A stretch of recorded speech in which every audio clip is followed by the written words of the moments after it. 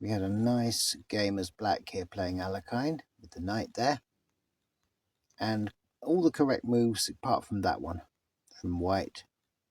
There, that's the correct move now at last. But I don't think that ends up well for white, do you? Because now white cannot castle. Check.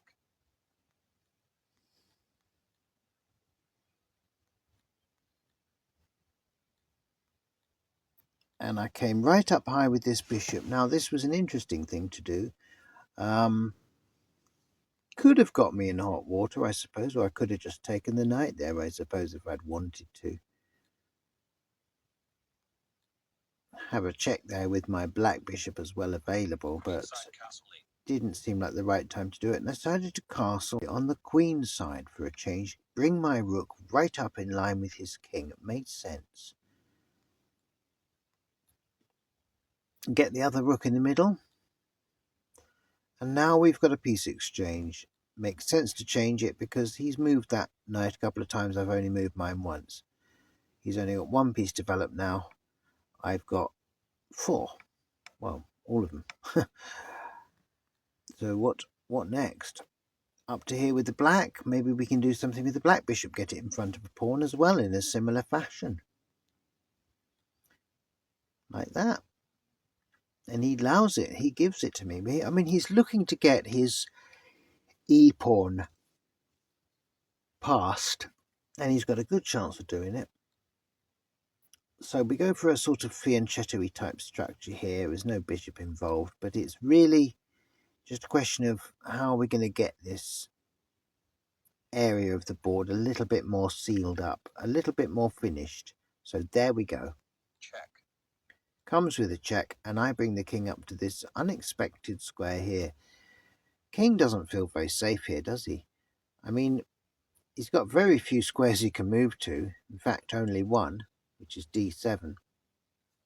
But he's very, very hard to get to. Yes, he could get to me with the knight, perhaps, but he'd have to get my bishop out of the way first. So it feels all right to me. I'd be tempted to get rid of that bishop using a rook if I were white. I'd be tempted to get rid of my bishop. Anyway, we carry on, and now we're pushing up here because we've taken away that e-rook. And he decides he is going to take this e-file. Also manages to grab my rook there, but I'm not too bothered, to be honest. My bishops are unbelievably strong at the moment. Gives himself a passed pawn. So I've got to come over and do something to stop it. We do manage to take it because, of course, my bishops are marking the squares that he could have brought his rooks to. So as you see, my bishops are really horrific. In fact, he gave me his rook there to my other bishop. I think he realised it there. And then I've got this horrific pin. It wins his rook, and in fact, there's no way he can save that rook. None at all, really. So moves his king out the way the rook goes. So we're a piece up. What's he got? He's got a passed pawn. Attacks my passed pawn. And I come over here. I'm just going to trade off some more material if I can. It makes sense to do that. And once again, we've got the horror pin. The horror skewer. Rook comes over. Nothing he can do to save that pawn now. It's gone.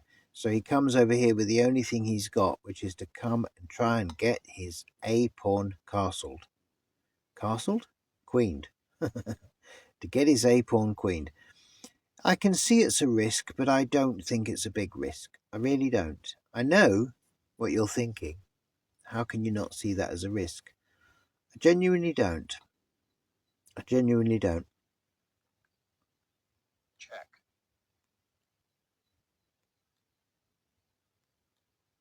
He takes it. What do I do? Well, now you see his rook is several moves away from being able to do much. Plus, it's 2 moves just to get it out of the way so he can start queening that pawn. What can I do with 2 moves? I can get this pawn onto exactly the same square his pawn is on, onto the 6th rank. He can start to try and move back. See how late it all is? Comes here. He's looking to try and get a check on my king there. But, you know, again, I could just take his rook with my pawn there.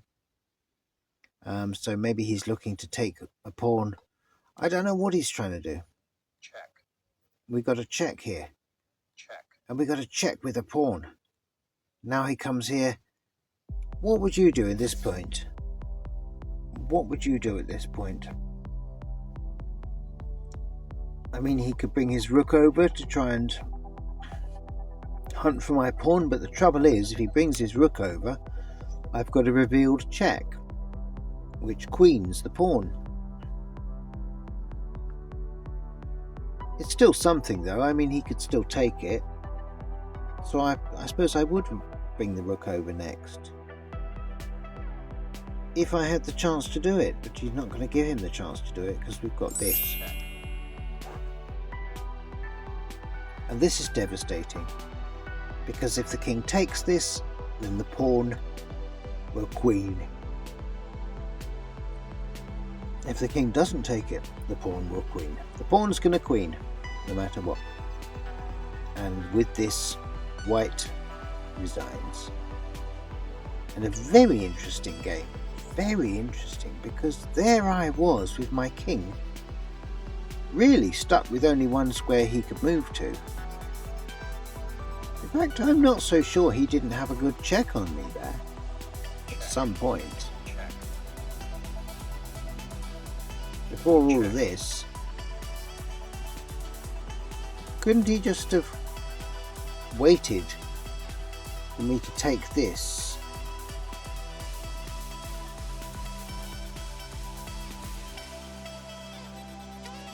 Couldn't he then have just gone check like that? I have to come to D. Well, I suppose he can get places. But you could start to eat up the pawns at least. I mean, the king can't hide forever.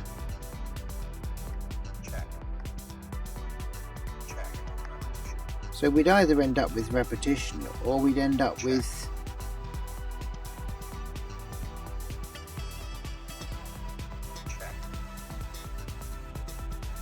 pawns being taken. So I don't know, I think he had a chance.